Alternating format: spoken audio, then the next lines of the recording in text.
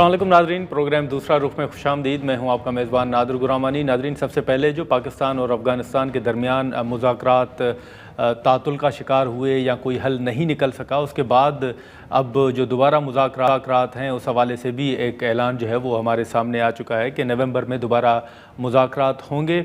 और इसी के साथ साथ पाकिस्तान ने एक मरतबा फिर अपना मौक़िफ़ जो है वो वाज़ेह तौर पर सामने रखा है। और इसी के साथ साथ आज जो वज़ारत ख़ारजा का बयान आया है, उन्होंने भी ये उम्मीद ज़ाहिर की है कि जो अब मुज़ाकरात होंगे उनमें मुस्बत पेशरफ्त की पाकिस्तान को उम्मीद है।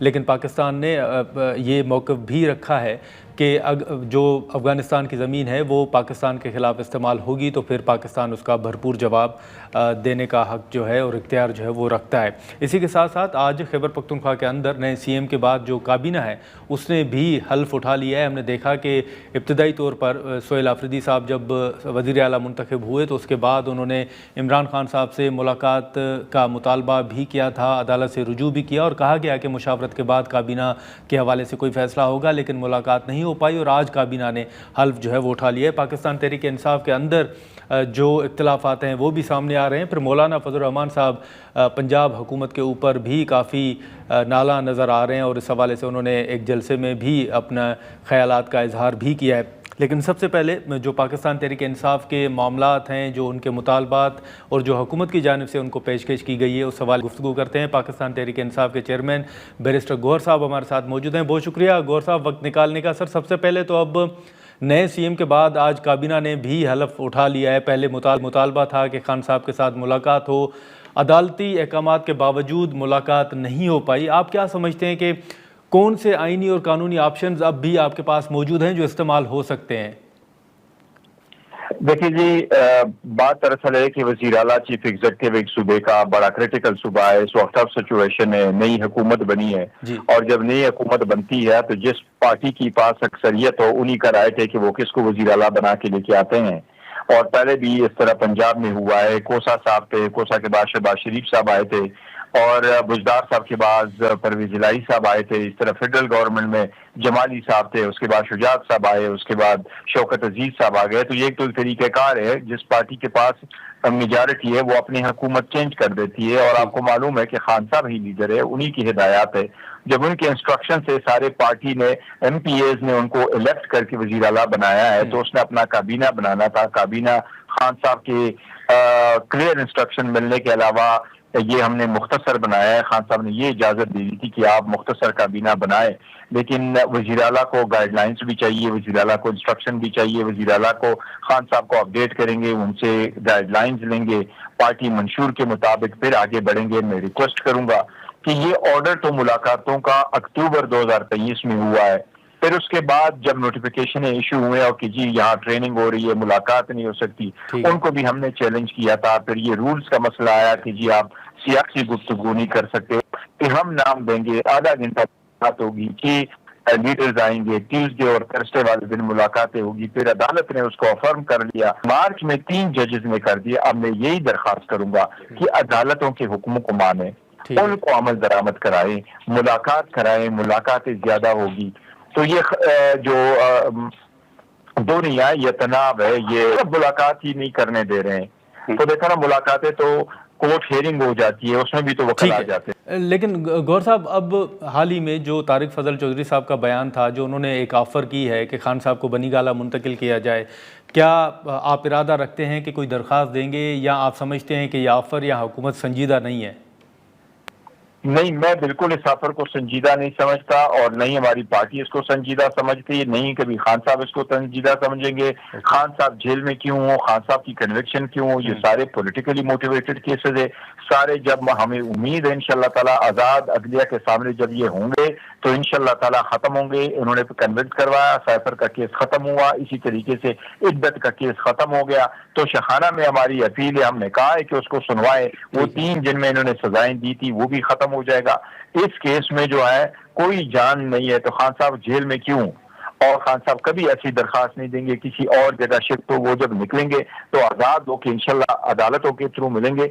हम हुकूमत को कोई दरखास्तें नहीं देंगे। और मैं बसद एहतराम ये दरखास्त करूंगा कि देखो, فضل چودھری صاحب کو اتنی سینسیٹیو میٹر پہ کوئی ایسی اسٹیٹمنٹ دینی نہیں چاہیے تھی میڈیا پہ. نہیں ہم درخواست دیتے اور نہ ہی دیکھنے والے یہ لوگ ہیں کہ ہاں. لیکن گور صاحب اب جو حال ہی میں سی ایم صاحب کا بیان تھا خیبر پختونخوا کے اندر آپریشن کے حوالے سے، اور انہوں نے کہا کہ اجازت نہیں دی جائے گی، لوگوں کو اعتماد میں لیا جائے، آپ سمجھتے ہیں کہ جو ان کا بیان ہے وہی پی ٹی آئی کی جو پالیسی ہے وہی ہے کہ اجازت نہیں دی جائے گی آپریشن کے حوالے سے؟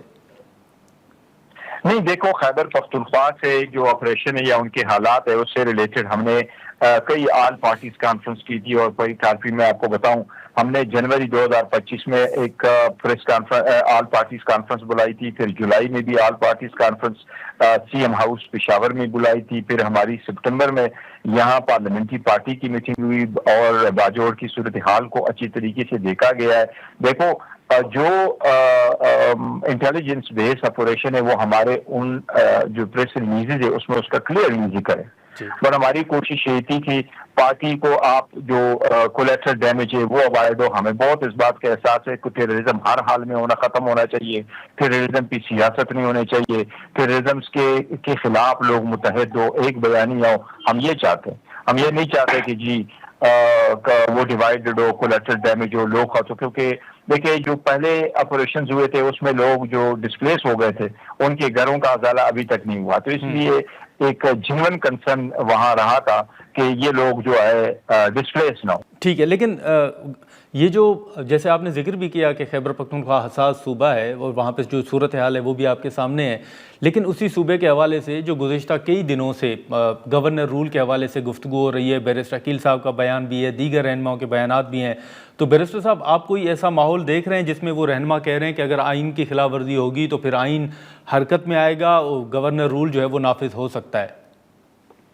دیکھیں آئین میں گورنر رول اور ایمرجنسی کے پروویژن موجود ہے، لیکن کے پی کے میں بالکل قطعاً وہ صورتحال نہیں ہے کہ جس میں آپ گورنر رول لگائے. لا اینڈ آرڈر سچویشن کے پی کے کا انٹرنل معاملہ ہے، لیکن انٹرنل ڈسٹربنس یا فورن ایگریشن جو ہے بارڈروں پہ یہ وفاقی حکومت کی ذمہ داری ہے کہ وہ اس کو نبھائے. کے پی کی حکومت اپنے استعداد کے مطابق اچھی طریقے سے نمبر آزما ہو رہی ہے، کوشش کر رہی ہے، اپنا استعداد بڑھا رہی ہے، انویسٹ کر رہی ہے اپنی پولیس فورس کے لیے، نئی گاڑیاں لی ہے، نئے اکوپمنٹس لیے، بلٹ پروف گاڑیوں کے آرڈر کیے، آلموسٹ 40 ارب روپے آلریڈی اسپینڈ کر چکے ہیں، اور اس کے لیے اپنی ایک اسپیشل سیکیورٹی فورس بنائی ہے. ایسی صورتحال نہیں ہے، لیکن یہ ایک سیاسی مسئلہ بھی ہے. کسی بھی صوبے میں میں نہیں سمجھتا کہ گورنر رول کا آپشن ایون استعمال کرنے کا بھی کنسیڈر بھی کرنا نہیں چاہیے. میں سمجھتا ہوں گورنر رول نہیں لگے گا اور کسی صورت لگانا. ٹھیک ہے، لیکن یہ گور صاحب جو ابھی تک کی جو صورتحال ہے، جو مذاکرات کے حوالے سے بار بار بات ہوتی ہے، اب حکومت یہ کہہ رہی ہے کہ جو حال ہی میں اسپیکر صاحب نے کمیٹی تشکیل دی تھی مذاکرات کے حوالے سے، وہ کمیٹی اب بھی موجود ہے، لیکن پی ٹی آئی مذاکرات نہیں کرنا چاہتی. نئے سی ایم کے بعد اور جو تبدیلیاں آئی ہیں ان کے بعد آپ سمجھتے ہیں کہ کوئی پالیسی میں تبدیلی آئی ہے، مذاکرات کچھ ہو سکتے ہیں اب؟ نہیں دیکھیں، پہلی مرتبہ جب ہمارا ایون مینڈیٹ چوری کے بعد ہم نے مارچ 2024 میں اعلان کیا تھا، خان صاحب نے کمیٹی بنائی تھی کہ مذاکرات ہو. اس کے بعد جب نہیں ہوا تو لوگوں نے کہا کہ یہ آپ صرف اسٹیبلشمنٹ کے ساتھ بات کرنا چاہتے ہیں، تو خان صاحب نے کہا محمود خان اچکزئی صاحب وہ بات چیت کر لے، اگر وہ ہمارے پاس کوئی آفر لے کے آتے ہیں تو ہم ان کو کنسیڈر کریں گے. اس کے بعد 26 نومبر کے بعد بھی ایک کمیٹی بنائی، اس کے بعد بھی کمیٹی بنی، بس کوئی مذاکرات نہ ہو سکے، اور حکومت نے اس بات کو سیریس نہیں لیا. جب ہم کہتے تھے کہ ملاقات کراؤ تو ملاقات نہیں ہوئی.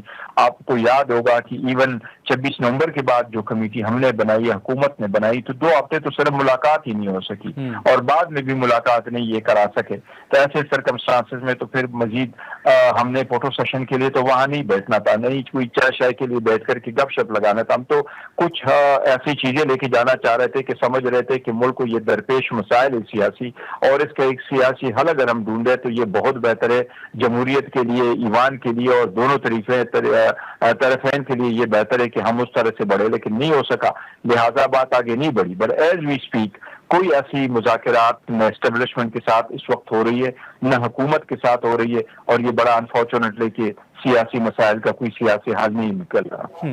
لیکن یہ بیرسٹر صاحب ابھی جو پاکستان تحریک انصاف کے علاوہ اگر ہم بات کریں تو پیپلز پارٹی اور مسلم لیگ نون کے درمیان جو اختلافات سامنے آئے، پھر ملاقاتیں ہوئیں، رابطے ہوئے، کیا یہ ممکن ہے کہ کسی مرحلے پر P T I Peoples party سے رابطہ کرے اور حکومت کے خلاف کوئی اسٹریٹجی کا اعلان کیا جائے، تحریک عدم اعتماد، یا ایسا کوئی سیاسی منظرنامہ آپ کو نظر آ رہا ہے؟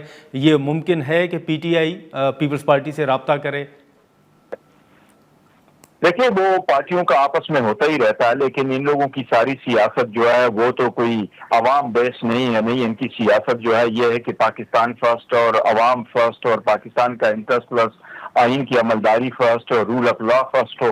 ان کی تو ذاتی انٹرسٹ ہے کہ میں نہیں سمجھتا ایک دوسرے کے ساتھ یہ اختلاف کریں گے. ان کو موقع ملا ہے، یہ فلی یوٹیلائز کریں گے، اور یہ ایک دوسرے کا جو اسکریچ مائی بیک کا اسکریچول بیک، یہ سارے انٹرسٹ لے کر کے اپنا وہ کنٹینیو کریں گے. میں نہیں سمجھتا ان کے ایسے اصولی بیسڈ کوئی اختلافات ہوں گے کہ یہ کہیں گے جی نہیں ہم اب آگے ہو جاتے ہیں. نہیں، میرا نہیں خیال ہے. یہ صرف اپنے انٹرسٹ کے لیے ہیں، چاہے وہ کشمیر بھی اس وقت کر رہے ہیں یا اس میں پنجاب میں ہیں یا کوئی اور اس طرح ایشو ہے. تو میں نہیں سمجھتا کہ یہ سنسیئر ایفرٹس کریں گے کہ اصولی موقف اپنائیں.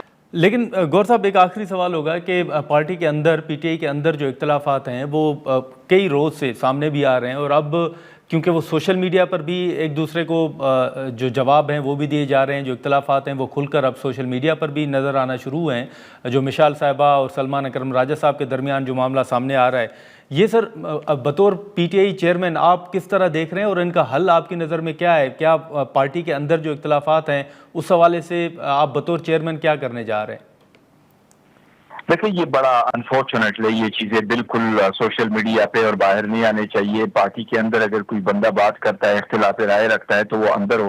میں بارہا کہہ چکا ہوں، خان صاحب کہہ چکے ہیں. خان صاحب نے یہاں تک کہا تھا کہ انہوں نے کئی مرتبہ خود جب وہ تھے، وہ باہر تھے، تو انہوں نے نوٹیفیکیشن بھی کیے تھے. ہم ایک بڑی سیاسی پولیٹیکل پارٹی ہے، سارے لوگوں کو اپنے رائے کے اظہار کا حق ہے، لیکن باہر نہیں آنا چاہیے انفارچونیٹلی. لیکن ہم کوشش کر رہے ہیں کہ آئندہ کے لیے یہ چیزیں نہ ہو، اور پارٹی کے جو لیڈرز ہے یا ورکرز ہے، سپورٹرز ہے، جو بھی ہے، وہ کسی بھی طرز پہ اگر ان کی آپس کی گفتگو ہو تو وہ اندر ہی رہے، اور اس کا ایک میکینزم ہمارے پاس ہو کہ ہم اس کو ریزالو کر سکے، بجائے اس کی کہ وہ پبلک میں ہے. انشاءاللہ تعالیٰ آئندہ پبلک میں نہیں آئیں گے. چلیں، ٹھیک ہے. بہت شکریہ گور صاحب آپ کا وقت نکالنے کا. ناظرین، چیئرمین پی ٹی آئی بیرسٹر گور صاحب کی گفتگو آپ نے سنی، جو پاکستان تحریک انصاف کی اسٹریٹجی ہے یا جو اختلافات ہیں پارٹی کے اندر وہ کس طرح حل ہوں گے، اس حوالے سے ہم نے تفصیلی گفتگو کی. اب یہاں پر ایک مختصر سا بریک لیتے ہیں، اور بریک کے بعد جیسے شروع میں ہم نے مولانا صاحب کا ذکر کیا کہ وہ حکومت کے اوپر کافی حکومت سے نالا نظر آ رہے ہیں، اب ان کی اسٹریٹجی کیا ہے؟ کیونکہ مولانا صاحب نے بھی کہا تھا کہ جیسے سینیٹر کامران صاحب نے یہ کہا تھا کہ جلد اجلاس ہوگا، اور اجلاس کے بعد حکومت کے خلاف جو اسٹریٹجی ہے اس کا جے یو آئی ایف جو ہے وہ اعلان کرے گی. تو بریک کے بعد سینیٹر کامران مرتضیٰ صاحب ہمیں جوائن کریں گے، اور جے یو آئی ایف کی جو اسٹریٹجی ہے اس حوالے سے ہم ان سے گفتگو کرتے ہیں.